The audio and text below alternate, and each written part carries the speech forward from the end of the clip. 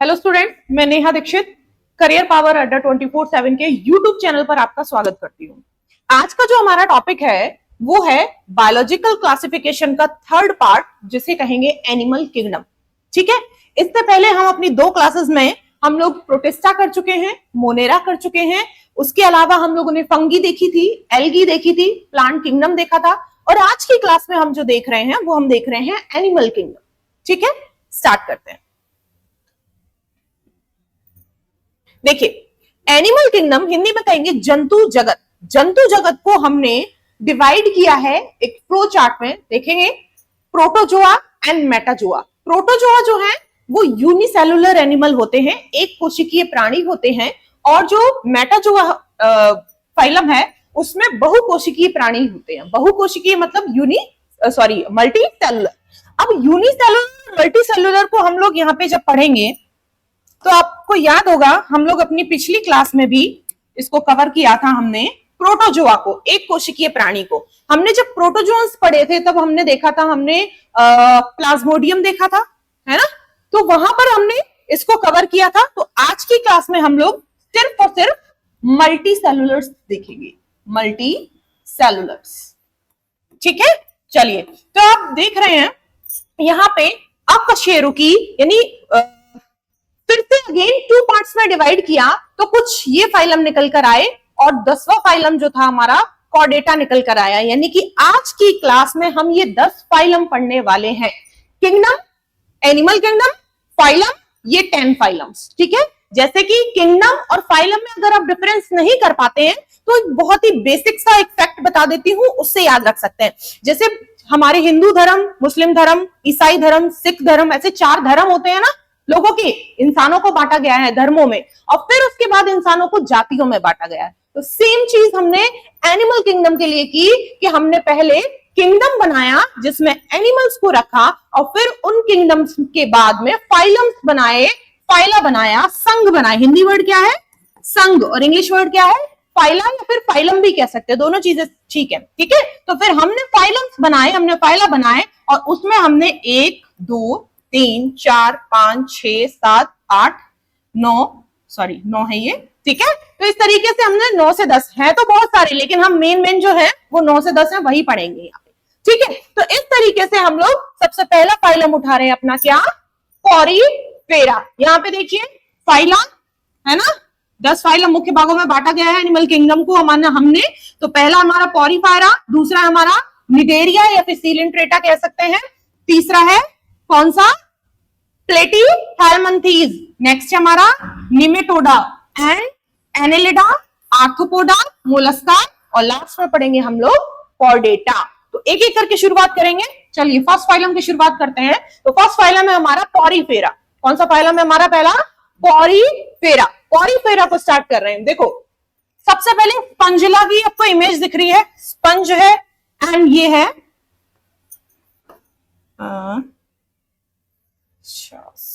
Sponge, यूकेप्लेटा, sorry. चलिए यहां से शुरुआत करते हैं, पहले ये देखते हैं। तो पॉरीफेरा जीवों के शरीर को छोटे छोटे छिद्रों में, पोर्स में बांटा गया है। छिद्र मतलब पोर्स, ठीक है, जिन्हें हम लोग क्या बोलते हैं? ऑस्टिया भी बोलते हैं, ऑस्टिया। ठीक है, आगे देखिए, जिसमें पानी शरीर में प्रवेश करता है, पानी शरीर के अंदर एक केंद्रीय गुहा स्पंजोसील बना लेता है, और फिर यह क्या करता है? एक बड़े छिद्र ऑस्कुलम, ये देखिए, से बाहर निकलता है। छोटे छोटे छिद्रों से, छोटे छोटे यहाँ पे जो छिद्र है उनसे क्या कर रहा है ये?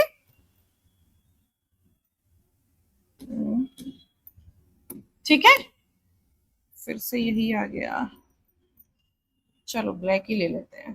ठीक है, ग्रीन ले लें। चलिए, तो यहां देखें,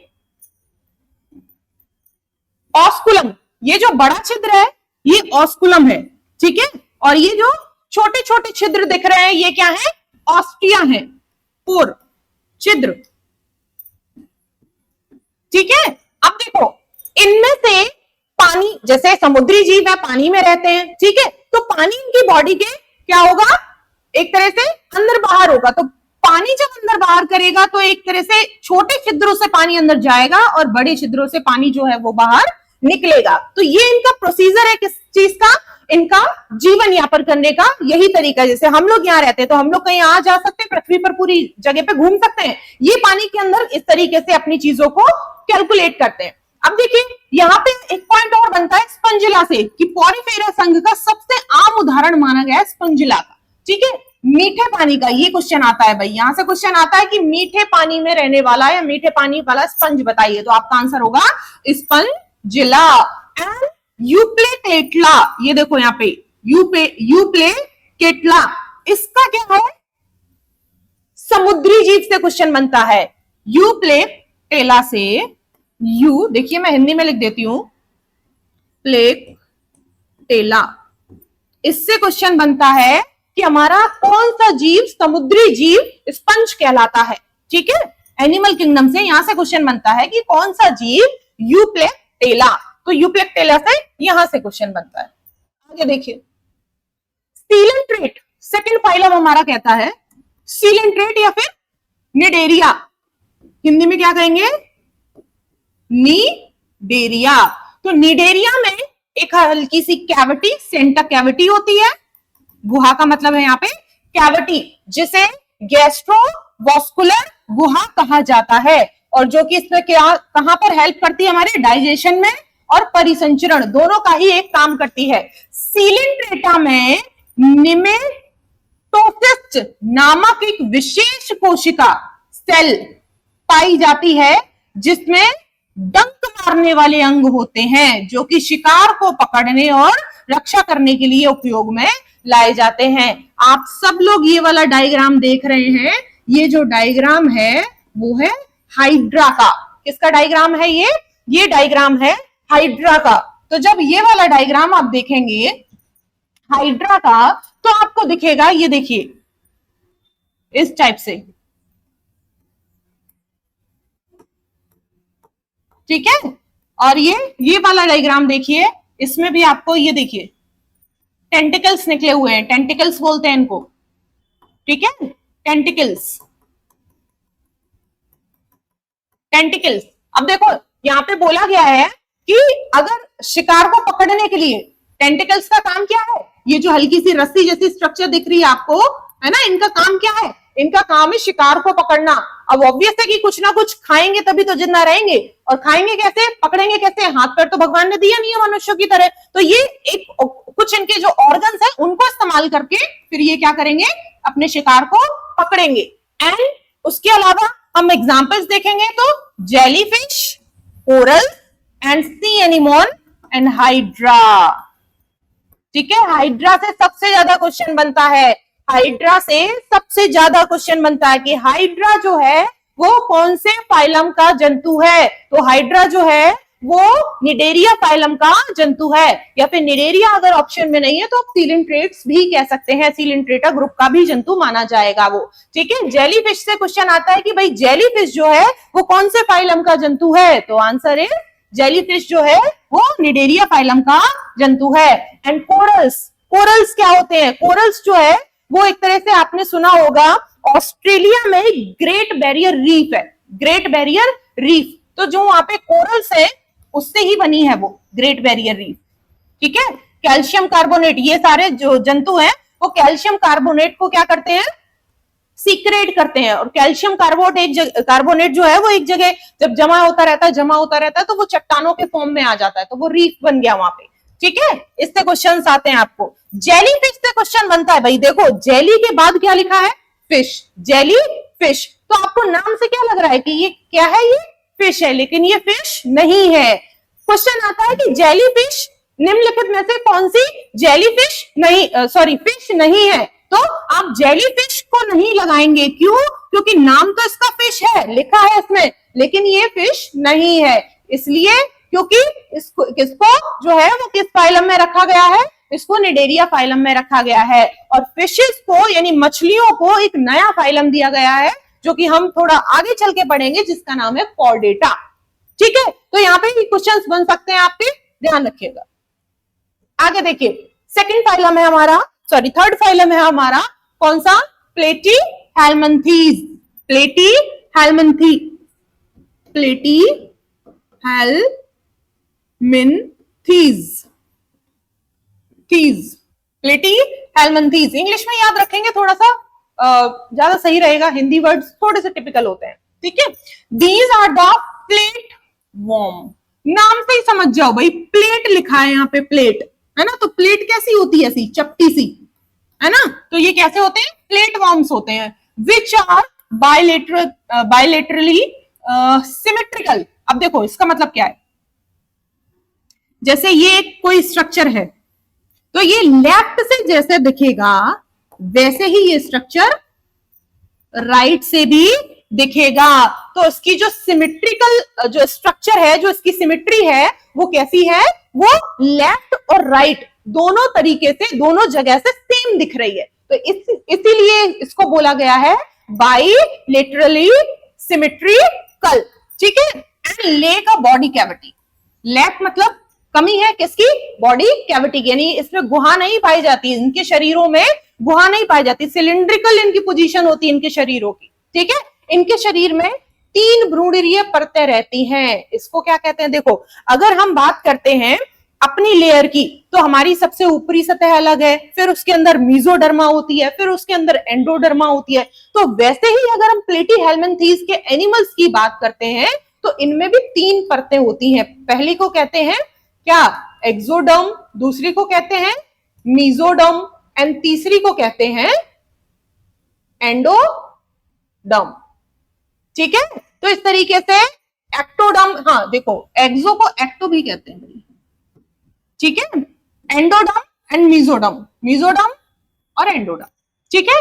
इनके शरीर में कोई भी वास्तविक देह गुहा नहीं होती। अभी हमने कहा था कि भाई कैविटी नहीं होती इनके शरीर में, तो कोई भी देह गुहा नहीं होती। एग्जाम्पल से क्वेश्चन, एग्जाम्पल से मोस्ट इंपॉर्टेंट चीज, एग्जाम्पल से टेपवर्म क्या है, तो टेपवर्म से क्वेश्चन बनता है, प्लेनेरिया से क्वेश्चन बनता है, एंड एक क्वेश्चन बहुत ही मोस्ट इंपॉर्टेंट जो बनता है वो बनता है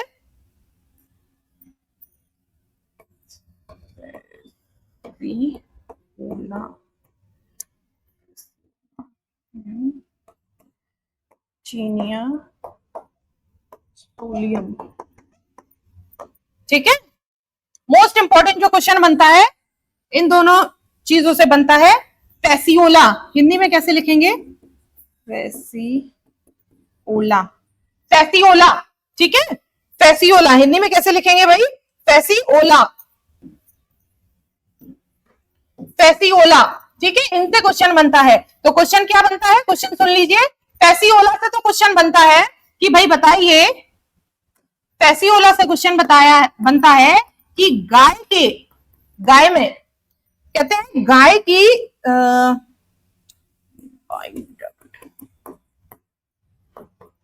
गाय की या फिर भैंस भी कह सकते हैं भाई, दोनों चीजें हैं, ठीक है।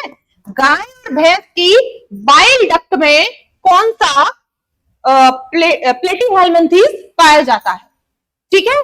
क्वेश्चन क्या बनता है, क्वेश्चन बनता है गाय और भैंस की बाइल डक्ट में कौन सा प्लेटी हेलमिंथीज या कौन सा एनिमल पाया जाता है। तो आप यहां से बता सकते हैं आंसर इज फैसियोला। वैसे सेम चीज, सेम क्वेश्चन बनता है टीनिया सोलियम से कि टीनिया सोलियम नामक ऑर्गन या फिर एनिमल या प्लेटी हेलमिंथीज कहां पर पाया जाता है, ठीक है। ये सारे पैरासाइट एनिमल है। पैरासाइट का मतलब होता है अपना पोषण किसी दूसरे प्राणी से प्राप्त करने वाले। तो ये अगर इसकी बात करें तो गाय भैंस है ना, और अगर इसकी बात करें तो मनुष्यों की आंतों में पाया जाता है भाई, ये मनुष्यों की आंतों में पाया जाता है, ये इंटेस्टाइन मनुष्यों की आंतों में पाया जाता है, इंटेस्टाइन में पाया जाता है टीनिया सोलियम। इस तरीके से यहां से ये 2 क्वेश्चन बनते हैं।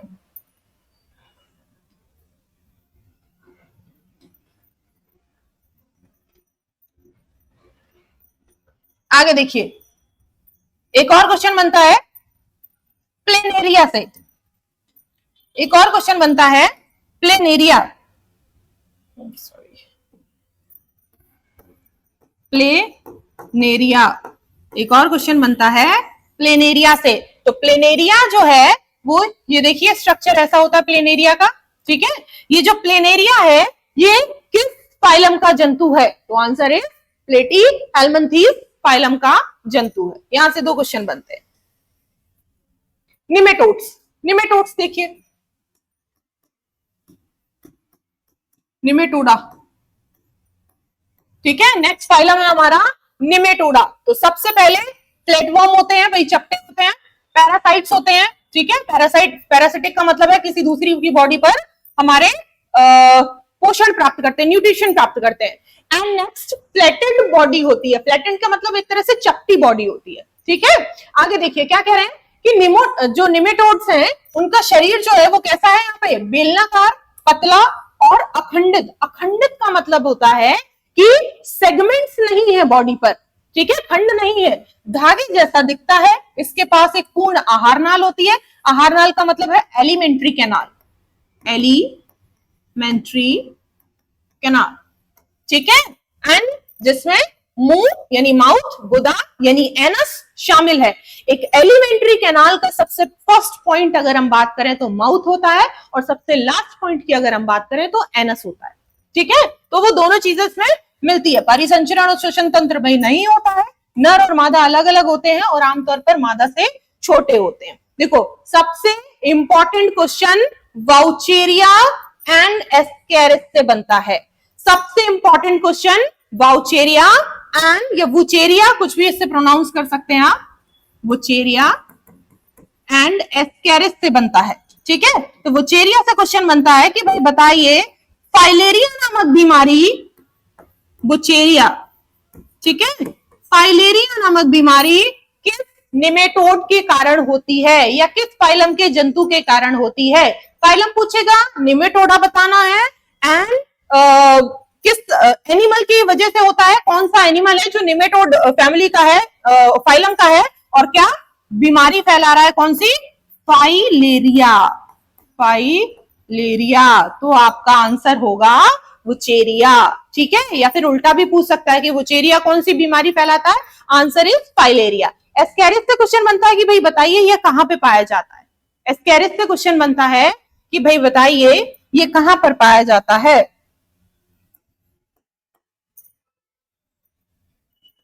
तो ये भी एक टेपवर्म है, सॉरी, है ना। ये देखिए यहाँ पे स्केरिस, इसमें देखिए इसका भी जो बॉडी स्ट्रक्चर होता है वो 3 पार्ट्स में बटा हुआ, बॉडी स्ट्रक्चर जो है वो 3 पार्ट्स में बटा है। फर्स्ट है हमारा एक्टोडर्म, दूसरा है हमारा मीजोडर्म एंड तीसरा है हमारा एंडोडर्म, ठीक है। सिंपल से क्वेश्चन बनते हैं। यहां से देखिए round worms, many of which parasites segmented worms like earthworm and leech। Most important question क्या अर्थवर्म से पूछता है कि अर्थवर्म किस फाइलम का जंतु है। अर्थवर्म, अर्थवर्म, ठीक है। अर्थवर्म का मतलब क्या है यहाँ पे, केचुआ, किस फाइलम का जंतु है। एंड सेकेंड लीच, लीच क्या होती है भाई, जॉक, लीच को क्या बोलते हैं, जॉक, किस फाइलम का जंतु है। तो सिंपल सा आंसर है आपका कि जो अर्थवर्म यानी केचुआ और जॉक दोनों ही हमारे एनालिड्स हैं, एनालिडा के जंतु हैं। एनालिड जीवों में एक सीलोम यानी एक शरीर गुहा मौजूद होती है। अगर कभी भी पूछा जाए कि क्या इनके अंदर कोई कैविटी पाई जाती है तो आंसर इज यस, इनके अंदर एक कैविटी पाई जाती है जिसे सीलोम कहते हैं, ठीक है, सीलोम। इसमें बंद प्रकार का परिसंचरण तंत्र पाया जाता है जिसमें रक्त वाहिकाओं में के माध्यम से रक्त का।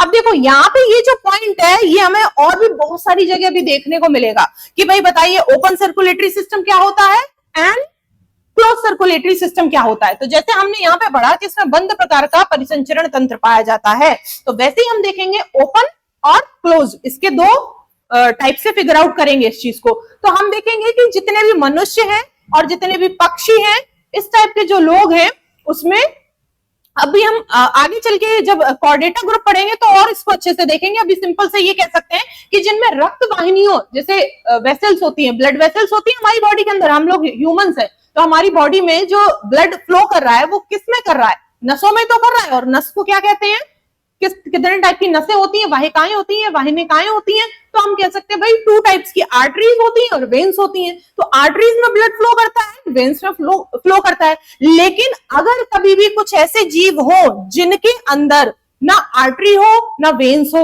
है ना, तो उनकी स्किन में ब्लड फ्लो कर रहा है, तो वो ये यहाँ पे कहना चाह रहे हैं कि जो बंद है इसका मतलब क्या है कि क्लोज सर्कुलेटरी सिस्टम है, नसों में या कह सकते हैं वेन्स में या फिर आर्टरीज में ब्लड फ्लो हो रहा है, और बाकी ठीक है रक्त वाहिकाओं के माध्यम से रक्त का प्रवाह हो रहा है। इसका मतलब ये है।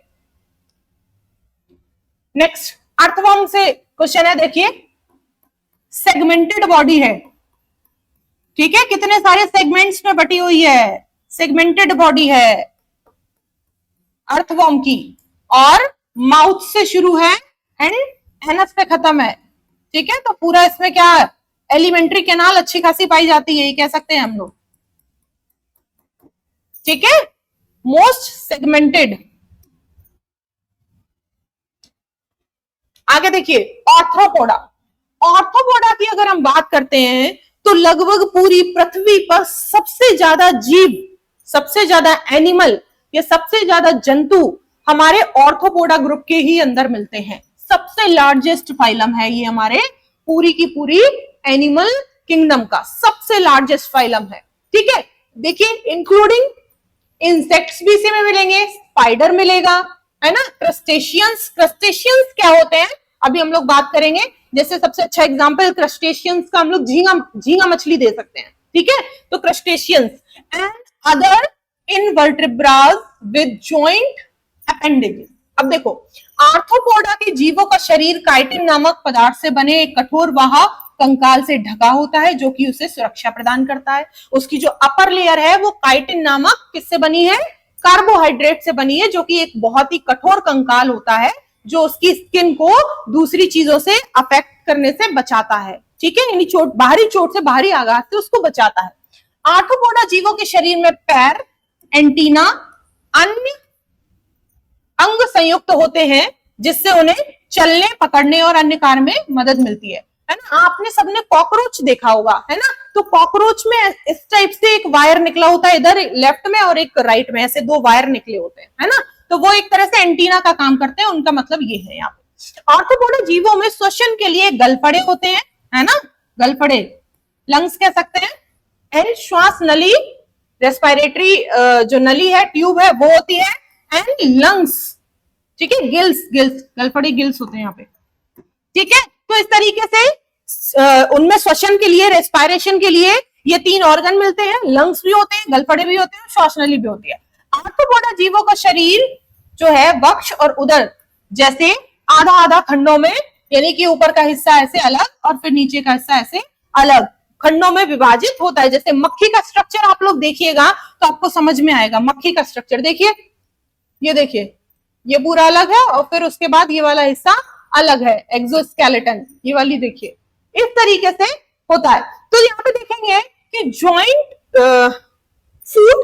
फूट यानी कि जो टांगे हैं वो जुड़ी हुई मिलती हैं, लार्जेस्ट फाइलम है और लगभग 900,000 स्पीसीज यानी 75% ऑल नॉन स्पीसीज, है ना। लगभग हमारे पास अगर हम नॉन स्पीसीज की बात करते हैं तो एक डेटा के अनुसार, एक डेटा के अकॉर्डिंग ये पता किया गया है कि लगभग 84 लाख जंतु, एनिमल हमारी पृथ्वी पर हैं, जो कि देखो आइडेंटिफाइड की बात हो रही है। आइडेंटिफाइड का मतलब होता है, आइडेंटिफाइड का मतलब होता है कि जिन्हें पहचाना जा सकता है या पहचाना जा चुका है, और नॉन आइडेंटिफाइड का मतलब है जिन्हें अभी तक पहचाना ही नहीं गया, यानी पहचान की जाती तो उसको कोई नाम दिया जाता, पहचाना ही नहीं गया तो फिर नाम कैसे दिया जाएगा, है ना। तो आइडेंटिफाइड एंड नॉन आइडेंटिफाइड को मिला के हमने 84 लाख स्पीसीज खोज निकाली है, हम ये कह सकते हैं धरती पर उपस्थित है। उनमें से लगभग इतनी नोन है। अब उनमें स्पीसीज कौन सी है, इंसेक्ट है, स्पाइडर्स है और क्रस्टेशियंस है, ठीक है। एरेक्निड्स को भी इसमें मिक्स किया गया है। एरेक्निड्स में अगर हम बात करेंगे तो स्पाइडर और बिच्छू को रखा गया है, बिच्छू, ठीक है, बिच्छू। सेम चीज पूछी जाती है अगर हम लोग 3 पार्ट्स में इसको डिवाइड कर दें ऑर्थ्रोपोडा को, तो हमने फर्स्ट पार्ट अपना बना दिया इंसेक्ट, सेकंड पार्ट अपना बना दिया स्पाइडर एंड थर्ड पार्ट अपना बना दिया, सॉरी सेकंड पार्ट हमने बना दिया एरेक्निड्स एंड थर्ड पार्ट हमने बना दिया क्रस्टेशियंस। क्रस्टेशियंस में रखा स्कॉर्पियो और इसको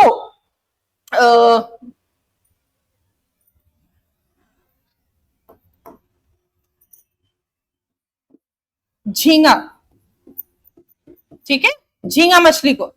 और इंसेक्ट में रखा हमने मक्खी को, मक्खी मच्छर। और एरेक्निड्स में हमने रखे स्पाइडर और स्कॉर्पियो को, बिच्छू को। अगर आपसे पूछा जाता है कि झींगा किस फाइलम का जंतु है तो ऑर्थोपोडा लगाएंगे, लेकिन अगर ऑर्थोपोडा ऑप्शन में नहीं दिया गया है तो आप क्रस्टेशियंस में भी इसको रख सकते हैं, इसको लगा सकते हैं, ठीक है। अगर आपको मक्खी पूछा गया तो आप ऑर्थोपोडा लगाएंगे, अगर ऑर्थोपोडा की जगह इंसेक्ट लिखा हुआ है तो आप वो भी टिक कर सकते हैं। एंड अगर आपको स्पाइडर या बिच्छू में से स्कॉर्पियो में से कुछ पूछा जाता है तो फिर आप ऑर्थोपोडा फाइलम लगाएंगे, लेकिन अगर ऑर्थोपोडा फाइलम उसमें नहीं लिखा हुआ है तो आप क्या लगाएंगे, एरेक्निड्स लगाएंगे, एरेक्निड्स। समझ में आया? ये 3 क्लासेस कह सकते हैं इसकी, हमने इनको बांटा है। नेक्स्ट क्वेश्चन देखो, लार्जेस्ट फाइलम है ऑब्वियस एक एनिमल किंगडम का, तो बहुत सारी चीजें, बहुत सारे क्रिएचर इसमें इन्वॉल्व है। इंसेक्ट है, स्पाइडर है, क्रैब है ना, हाउस फ्लाई कह सकते हैं। देखो हाउस फ्लाई का भी है यहाँ पे, ये रही हाउस फ्लाई है, बटरफ्लाई है, बीज है, ड्रैगन फ्लाई है ना। एंड ये देखो यहाँ पे क्रैब है, स्पाइडर है, इस तरीके से ये कैटरपिलर है। तो इस तरीके से बहुत सारी चीजों को हमने इसमें रखा गया है, आइडेंटिफाइड है कि जो मोलस्का की आप बात करते हैं तो मोलस्का जब हम बात करते हैं तो हमेशा याद रखिएगा कि मोलस्का में जो स्पर्शक होते हैं, आंखें और स्टेटोसिस्ट जैसी संवेदन अंग पाए जाते हैं। कह रहे हैं कि इनकी जो बॉडी होती है वो ट्रिप्लोब्लास्टिक होती है, सीलोमेट एनिमल कहलाते हैं ये, और टिपिकली अनसेगमेंटेड इनकी बॉडी होती है। अनसेगमेंटेड का मतलब है इनकी बॉडी किसी भी सेगमेंट में डिवाइड नहीं होती, जैसे कि हमने एनालिडा में देखी थी, है ना। एनालिडा से बहुत ही इसका कंपेयर करते हैं तो बहुत ही चीजें डिफरेंट मिलती हैं। इस वजह से यहाँ पे अधिकांश मोलस्कों में विकास अप्रत्यक्ष होता है, जिसमें लार्वा अवस्था शामिल होती है। ज्यादातर लार्वा अवस्था, इनके जो स्टार्टिंग का जो फेज होता है वो लार्वा अवस्था कहलाती है। अधिकांश मोलस्कों में खुला परिसंचरण तंत्र होता है, ओपन सर्कुलेटरी सिस्टम होता है, जिसमें रक्त जो है वो गुहाओं में बहता है, ठीक है। इनमें no veins, no arteries, no वाहिनिकाएं, नो वाहिकाएं। कहां पर हो रहा है ब्लड का सर्कुलेशन?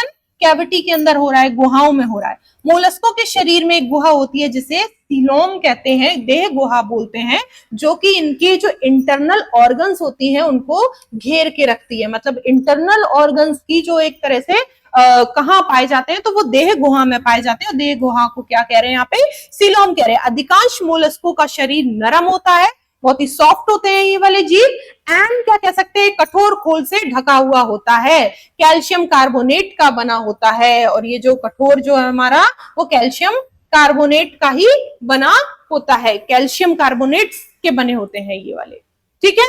आगे देख लीजिए, Echinodermata. Echinodermata spiny skinned marine animals हैं, like starfish and sea urchins. अब देखिए सिंपल सामने एक चीज यहाँ पे हमने बोली कि जो इकाइनोडर्मेटा है उसमें वाटर वेस्कुलर सिस्टम होता है। वाटर वेस्कुलर सिस्टम का मतलब है जल के अंदर ही इनका जो पूरा प्रोसीजर होगा वो होगा। मतलब कि खाना, गति, भोजन, सॉरी खाना और भोजन तो सेम ही चीज है। श्वसन, श्वसन का मतलब रिस्पिरेशन, एंड गति, मोशन, ये सारी की सारी चीजें कहाँ कर रहे हैं ये सारी की सारी चीजें पानी में कर रहे हैं। तो वाटर वेस्कुलर सिस्टम इनके अंदर पाया जाता है। इस संघ के सभी जीव समुद्री होते हैं एंड वे खारे पानी में ही पाए जाते हैं। समुद्री होते हैं एंड वो खारे पानी में ही पाए जाते हैं। अब देखो इन जीवों में कैल्सेरस अंतःकाल स्केलेटन होता है। कैल्सेरस का मतलब क्या है अभी समझाते हैं। और कैल्शियम कार्बोनेट से बना होता है। यानी कि अगर हम कैल्शियम की बात करेंगे तो कैल्शियम इन वाले जो एकाइनोडर्मेटास हैं ये अपने एंडोस्केलेटन सिस्टम, सॉरी अंतः कंकाल कह सकते हैं, ठीक है, अंदर की जो बॉडी है उसकी हम बात कर रहे हैं, तो उसका कैल्शियम कार्बोनेट का बना होता है, इसीलिए इन जीवों को क्या बोला जाता है, कैल्सेरियस जीव बोला जाता है। इनका जो एंडोस्केलेटन है वो किस चीज का बना है, कैल्शियम कार्बोनेट का बना है। ज्यादातर जो इकाइनोडर्मेटा है वो पेंटामस होते हैं। पेंटामस का मतलब क्या है, पेंटामस जो है वो इनका एक कह सकते हैं कि जो बाहर की बॉडी का स्ट्रक्चर है जो देखने में जो जैसा लगता है वो पेंटामस मर्स जैसा लगता है, यानी कि पंचकोणीय जैसा लगता है। तो यानी उनका शरीर जो है वो 5 भागों में डिवाइड होता है। जैसे ये वाला स्ट्रक्चर देखोगे आपको समझ आएगा, स्टारफिश, ठीक है, ये स्टारफिश जो है इस यहां से समझ में आएगा। यहां से देखिए स्टारफिश, सी अर्चिन्स है ना, सी कोकम्बर्स, सी अर्चिन, ये देखिए यहाँ पे,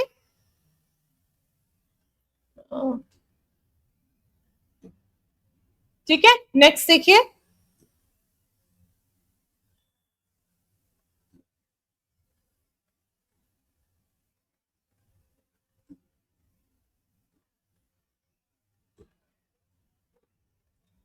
कॉर्डेटा। कॉर्डेटा फाइलम्स को एक्सप्लेन करने से पहले हम कुछ चीजें देखते हैं, क्या कहते हैं Chordata. Animals with a notochord, a flexible rod, और जो बॉडी के पीछे का जो स्ट्रक्चर है, जैसे हम लोगों में वर्टिब्रा पाई जाती है वैसे ही इनमें एक फ्लेक्सिबल रॉड पाई जाती है। At some stage of development including vertebrates, fish, amphibians, reptiles, birds and mammals. अब देखो यहां पे हम लोग डिवाइड करते हैं कोल्ड ब्लडेड,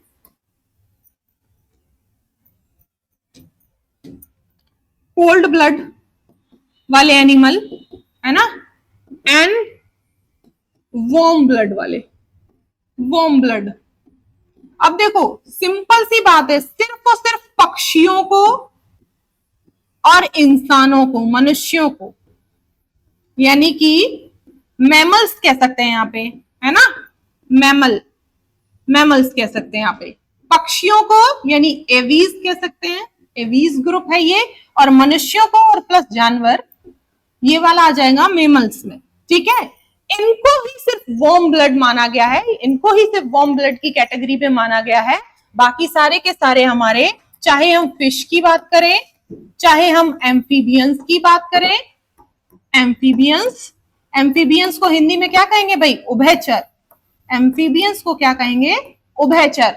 और चाहे हम लोग रेप्टाइल्स की बात करें, रेप्टाइल्स, तो रेप्टाइल्स को हम लोग हिंदी में कहेंगे सरीसृप, सरीसृप, ठीक है। तो इस तरीके से जो चीजें हैं वो हो रही हैं, क्या, cold blood and warm blood. कैसे, फिश, एम्फीबियंस, रेप्टाइल्स जो हैं वो किसमें रखे गए हैं आपकी, वो सब हमने कोल्ड ब्लड में रखे, इन सबका कोल्ड ब्लड होता है। एंड हमने पक्षियों को और जानवरों को यानी मैमल्स को हमने किसमें रखा, हमने रखा वार्म ब्लड में, ठीक है। अब कोल्ड ब्लड और वार्म ब्लड का मतलब क्या है, हमने ये क्यों डिवाइड किया, तो हमने ये इसलिए डिवाइड किया क्योंकि कोल्ड ब्लड का मतलब है एनिमल्स का, कोल्ड ब्लडेड एनिमल्स का मतलब होता है कि अपनी बाहर के वातावरण के अनुसार अपने बॉडी के टेम्परेचर को कम ज्यादा बैलेंस कर लेना, ठीक है। ऐसी क्वालिटी जिन फाइलम्स के जंतुओं में पाई जाती है उनको हमने कोल्ड ब्लड में रखा, है ना। और ऐसी क्वालिटी जिसमें नहीं पाई जाती, ऐसा गुण जिसमें नहीं पाया जाता है, उनको हमने वार्म ब्लड में रखा। जैसे हम लोग हैं, इंसान है, हम क्या मतलब बहुत ज्यादा कम टेम्परेचर वाली जगह पर अपनी बॉडी को एकदम से चेंज वातावरण के अनुसार ढाल सकते हैं, नहीं डाल सकते। अगर हम बिल्कुल ऐसे एरिया में चले जाएं जहां पे बहुत ठंडक है और हम किसी गर्मी वाली जगह से आए हैं, तो पूरे चांसेस हमारी तबीयत खराब होने के, हम अपनी बॉडी के टेम्परेचर को वहां के टेम्परेचर से बैलेंस नहीं कर पाएंगे। लेकिन कुछ जो कोल्ड ब्लडेड एनिमल है वो अपने टेम्परेचर, अपनी बॉडी के टेम्परेचर को बाहर के यानी अपने वातावरण, जिस जगह वो जा रहे हैं या रह रहे हैं, उस वातावरण से वो क्या करते हैं, उसको बैलेंस कर लेते हैं। तो warm blood and cold blooded में हमने इन पांचों को बांट दिया है। अब देखिए फिश की बात करें तो यहाँ के एग्जाम्पल्स हम दे सकते हैं भाई। देखो फिश में पहली चीज तो सबसे मोस्ट इंपॉर्टेंट अगर हम बोले फिश के लिए तो हम ये कह सकते हैं भाई कि कोल्ड ब्लडेड एनिमल है क्योंकि पानी में रहते हैं। ठीक है, सबसे पहला पॉइंट हम ये दे सकते हैं कि कोल्ड ब्लडेड एनिमल है, पानी में रहते हैं। उसके अलावा हम क्या कह सकते हैं कि अगर हम ये बात करें एग्जाम्पल्स यहाँ के, तो भाई फिश के नाम जैसे हमने कैटेगरी ले ली रोहू की, है ना, कटला, कटला ले लिया, और भी बहुत सारी फिशेस हैं उनके एग्जांपल्स दे सकते हैं। तो ये हमारे फिश पानी में रहते हैं। ठीक है, वाटर एनिमल है। अगर इनको पानी से निकालोगे तो ये मर जाएंगे। फिश को अगर पानी से निकालेंगे तो ये मर जाएंगे। तो ये अपना पूरा का पूरा जो अपनी जीवन का जीवन चक्र है वो पानी के अंदर ही रहते हैं। एग्जाम्पल्स में हम ले सकते हैं रोहू और कतला। थर्ड पॉइंट आप बता सकते हैं क्या कि भाई क्या होते हैं, ये कोल्ड ब्लडेड एनिमल्स होते हैं। एम्फीबियंस की बात करते हैं भाई, एम्फीबियंस की बात करते हैं। तो एम्फीबियंस की जब बात करते हैं तो भाई इनका भी सेम हिसाब किताब है। कैसा कि एम्फीबियंस इनको बोला क्यों गया है, क्योंकि हिंदी में कहते हैं उभयचर।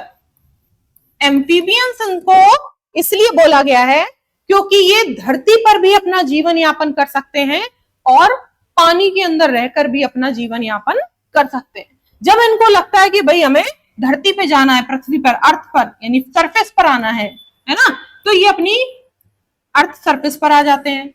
और जब इनको लगता है कि भाई इनका रिप्रोडक्शन करने का टाइम है, रिप्रोड्यूस करना है इनको, तो ये अपने जो लार्वा है या जो अंडे हैं वो देने के लिए वापस से पानी में चले जाते हैं। तो रिप्रोडक्शन इनका कहाँ हो रहा है, पानी में, और बाकी की ये लाइफ का अपना कुछ हिस्सा, कुछ फेज जो है वो बाहर सरफेस पर भी बिताते हैं। सेकंड क्वेश्चन कि भाई क्या क्या है, तो सबसे अच्छा एग्जाम्पल यहाँ पे मेढक का हो सकता है।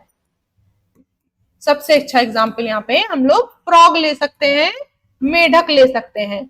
तीसरा फैक्ट हमारा क्या है कि भाई बताइए कोल्ड ब्लडेड एनिमल है या वार्म ब्लडेड एनिमल है। तो आपका आंसर होगा भाई ये कैसे एनिमल है, क्योंकि ये पानी में भी जी रहे हैं और अर्थ पर भी जी रहे हैं, सरफेस पर भी जी रहे हैं। तो इनका जो ब्लड होगा वो कोल्ड ब्लडेड एनिमल होंगे, ये कोल्ड ब्लड एनिमल होंगे। ठीक है, तो इस तरीके से इसको कर सकते हैं। फिर हमारा थर्ड आता है रेप्टाइल्स। तो रेप्टाइल्स की अगर हम बात करें, रेप्टाइल्स की अगर हम बात करें तो रेप्टाइल, फिर से सेम क्वेश्चन, एग्जांपल्स की बात करते हैं। तो एग्जांपल्स क्या हो सकते हैं भाई, स्नेक है ना, सबसे अच्छा एग्जांपल हम लोग यहाँ पे स्नेक ले सकते हैं, स्नेक, रेप्टाइल्स। ठीक है, स्नेक, सांप रेप्टाइल है। अब देखो अगर स्नेक का एग्जाम्पल ले तो भाई कुछ ऐसे भी होते हैं जो पानी में चले जाएंगे और कुछ ऐसे भी होते हैं जो थोड़ा बहुत इधर उधर धरती पर भी होते हैं। लेकिन यहाँ पर अगर हम देखते हैं ब्लड के हिसाब से तो हमारे जो स्नेक होते हैं वो भी हमारे कोल्ड ब्लडेड एनिमल ही कहलाएंगे। दूसरा, रेप्टाइल्स में क्यों रखा गया है इनको, तो अगर रेप्टाइल्स की बात करें तो सिंपल सी बात है, लैंड पर आकर ही अपना रिप्रोडक्शन प्रोसेस को ये अंजाम देते हैं। अपनी रिप्रोडक्शन प्रोसेस कहाँ है इनकी, लैंड पर होती है, पानी में नहीं होती। सबसे अच्छी चीज कहते हैं। और एग जो है वो रिप्रोड्यूस करते हैं, ये भी कह सकते हैं, है ना, जो अपने अंडे हैं वो लार्वा तो नहीं कहेंगे इनके बच्चों को, एग्स कह सकते हैं, क्योंकि एक आपने देखा होगा जब सांप का बच्चा निकलता है तो एक कैंचुली सी निकलती है ना, तो वो जो एक्सटर्नल कवरिंग होती है वो भी कैल्शियम की आई थिंक होती है। ठीक है, तो इस तरीके से यहां से क्वेश्चन बन जाता है। नेक्स्ट क्या है हमारा, बर्ड्स। ठीक है, aves group, birds, aves group. Aves क्या कहते हैं भाई, एवीज कहते हैं पक्षी, कोई भी पक्षी उठा लो आप, कबूतर ले लो, मोर ले लो, है ना, कबूतर, या फिर ऑस्ट्रिच ले लेते हैं। ऑस्ट्रिच को हिंदी में क्या कहते हैं, शुतुरमुर्ग, ऑस्ट्रिच। ठीक है, तो यहाँ पे कौवा ले लो, चिड़िया ले लो, कोई भी। तो ये सारे जो हैं, है ना, हमिंग बर्ड, यहाँ पे क्वेश्चन बनता है हमिंग बर्ड से, हमिंग बर्ड, बर्ड्स ले लो। तो यहाँ से सिंपल सा है, अगर हमने अभी बात की थी कि ब्लड के हिसाब से अगर चीजों को देखें हम कि कैसा ब्लड है, तो हमारा वार्म ब्लडेड होते हैं ये, वार्म ब्लडेड होते हैं, ठीक है। कोल्ड ब्लडेड नहीं है ये, क्योंकि इनका पानी से और ऐसे एटमॉस्फेयर से कोई लेना देना नहीं है जहां पर इनको वातावरण के अनुसार अपनी बॉडी के टेम्परेचर को बैलेंस करना पड़े, इनका कोई रिलेशन नहीं है इस चीज से। हाँ, माइग्रेशन में ये किसी ऐसी जगह पे जा सकते हैं जहां पे बहुत ज्यादा ठंडक हो, है ना, तो वहां जाकर ये माइग्रेट कर सकते हैं और फिर उसके बाद इनका जीवन यापन अगर बेहतर ही अपने आप को ढाल लेते हैं तो जीवन यापन चलता है, अदरवाइज वो वहां पे लुप्त होने लगते हैं, गायब होने लगते हैं, एक्सटिंक्ट में कैटेगरी में आ जाते हैं। तो सेम चीज है यहाँ पे। तो क्वेश्चन बनता है कि भाई अपने कैसे इनका रिप्रोडक्शन होता है, तो वो भी हमारा अर्थ में ही होता है, घोंसले बना लेते हैं, वो भी वहीं करते हैं एंड एग्स देते हैं, है ना। ये वाले जो जंतु हैं वो एग्स देते हैं, फिर उसमें से इनके बच्चे उत्पन्न होते हैं। तो ये कह सकते हैं। अब यहाँ से क्वेश्चन क्या बनते हैं, यहाँ से क्वेश्चन बहुत सारे बन सकते हैं कि कैसे सांस लेते हैं भाई, है ना, तो लंग्स से सांस लेते हैं, क्योंकि गिल्स हो नहीं सकते, गिल्स उन जंतुओं में पाए जाते हैं जहां पर पानी वाले जो जंतु हैं ये पानी में तो रहते नहीं, तो गिल से सांस नहीं ले सकते, तो ये क्या करते हैं, इनके लंग्स होता है ना, तो उससे सांस लेते हैं। दूसरा, एक सबसे इंपॉर्टेंट चीज, जैसे हम इंसान है, हमारे दो हाथ है और दो पैर है ना, लेकिन इनमें क्या होता है कि आगे के जो चार पैर या चार हाथ की सॉरी चार पैर की अगर हम बात करें, जैसे जानवरों के चार पैर होते हैं, ठीक है, हमारे भी थे, जब हम ऐसे ऐसे चलते थे तो हमारे भी चार पैर थे, लेकिन हम क्या हुए, मॉडिफाइड हो गए, है ना, पता है ना, इंसान का जन्म बंदरों से हुआ है, तो हम जैसे मॉडिफाइड होते गए, हमारे जो चीजों को ग्रेप करने की शक्ति थी वो बढ़ती गई, तो हमने वो जो अग्रपात थे उनको अपने हाथों में कन्वर्ट कर लिया। थ्योरी हमारी यही कहती है एवोल्यूशन की, ठीक है। वैसे ही अगर हम बात करें तो जो उनके आगे के जो दो पैर होते हैं वो फेदर में कन्वर्ट हो जाते हैं, फेदर मतलब कि पंख में कन्वर्ट हो जाते हैं, और वो पंख जो है वो उड़ने में सहायता करते हैं। अब इंसानों के जो पैर है, वो जो हाथ है, जो चार अग्रपाद है, वो हमारे हाथ में कन्वर्ट हो गई, क्योंकि हमने ग्रेपिंग की चीजें अच्छी सीखी, उन्होंने उड़ना सीखा, मतलब उन्होंने क्या अपने जो अग्रपाद है उनको फीदर में कन्वर्ट कर लिया, फेदर में कन्वर्ट कर लिया, तो वो पंख की तरह उनका काम करने लगे। इस तरीके से ये हमारा। अब नेक्स्ट हमारी क्लास कहती है मैमल्स की। मैमल्स की नेक्स्ट क्लास है हमारी। नेक्स्ट क्लास कह रहे हैं हमारे मैमल्स, ठीक है। हिंदी में कहेंगे भाई स्तनधारी, हिंदी में क्या कहेंगे, स्तनधारी। तो स्तनधारियों को हमने, जैसे होते कौन कौन है, तो गाय, भैंस, बकरी, इंसान, कुत्ता, बिल्ली, जानवर, जैसे सारी चीजें हमारे मैमल्स में आएंगी। अब यहाँ पे हम लोगों ने जो क्वेश्चन आते हैं उसके हिसाब से इसको तीन कैटेगरीज में बांट दिया है भाई। अच्छा, वार्म ब्लडेड और कोल्ड ब्लडेड के हिसाब से देखेंगे तो भाई सबको पता है इंसान कैसे हैं, वार्म ब्लडेड होते हैं। अगर ज्यादा ठंडी, अभी हमने बात की थी, ठंडी जगह पे जाएंगे तो फिर चीजें खराब होने लगेंगी, हो सकता है अपने आप को उस मौसम के अनुसार ढाल ना पाए तो मर भी जाए, ठीक है। तो वो जो बैलेंसिंग पावर है वो हमारी बहुत अच्छी नहीं होती है, तो इसलिए हम लोग वार्म ब्लडेड हैं। कैसे हैं हम लोग, वार्म ब्लडेड हैं, वार्म ब्लडेड हैं। अब देखो स्तनधारियों को हमने तीन सब क्लासेस में बांट दिया। पहली को बोला प्रोटोथीरिया, पहली को क्या बोला हमने, पहली को बोला प्रोटोथीरिया, दूसरी को बोला हमने मेटाथीरिया, दूसरी क्लास को बोला हमने मेटाथीरिया, एंड तीसरी क्लास को बोला हमने यूथीरिया। तीसरी क्लास को क्या बोला हमने, यूथीरिया। अब Metatheria, Prototheria, Metatheria and Eutheria की जब हम एग्जांपल्स की बात करेंगे तो मोस्ट इंपॉर्टेंट क्वेश्चन बनता है कि भाई बताइए कि जो ऐसे धरती पर कौन सा मैमल है जो जब रिप्रोडक्शन करते हैं तो अंडे में अपना बच्चा देता है, ठीक है। तो जो प्रोटोथीरिया है वो अपना बच्चे अंडे के फॉर्म में देते हैं, जैसे कि सबसे अच्छा एग्जांपल है एकिडना, ठीक है। मेटाथीरिया की जब हम बात करते हैं तो मेटाथीरिया से क्वेश्चन बनता है कि ये अपने बच्चे जो हैं वो अल्प विकसित देते हैं। अल्प विकसित का मतलब है कि हो सकता है उनमें कोई ऑर्गन जन्म के टाइम पे अब्सेंट रहा हो और धीरे धीरे बाद में वो प्रेजेंट हो गया हो। तो इस तरीके से यहां से सबसे अच्छा क्वेश्चन बनता है कंगारू, ठीक है। अल्प विकसित बच्चे देते हैं। ऐसा नहीं कह रही हूं मैं कि ऐसा नहीं हो सकता कि जब बच्चा पैदा हुआ तो सिर ही नहीं है, ऐसा नहीं हो सकता, है ना। तो वो मेन ऑर्गन्स होते हैं, लेकिन कुछ एक ऑर्गन कुछ ऐसे भी हो सकते हैं जो उस टाइम पे विकसित नहीं है और बाद में जैसे ही बच्चा बढ़ता जाता है वो विकसित होने लगते हैं, वो वाली बात करते हैं। अल्प विकसित बच्चों को जन्म देते हैं, तो डिवाइड किया गया।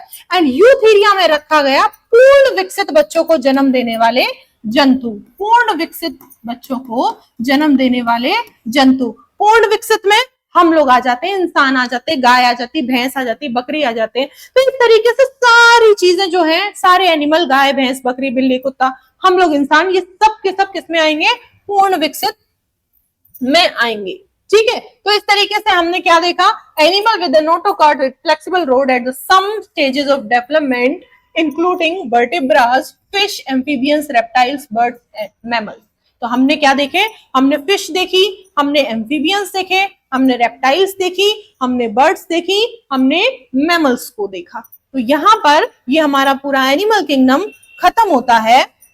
आई होप कि आपको एनिमल किंगडम समझ आया होगा। एंड नेक्स्ट क्लास जब हम लोग करेंगे अपना, तो हम लोग अब डाइजेस्टिव सिस्टम पढ़ेंगे नेक्स्ट क्लास में। Thank you.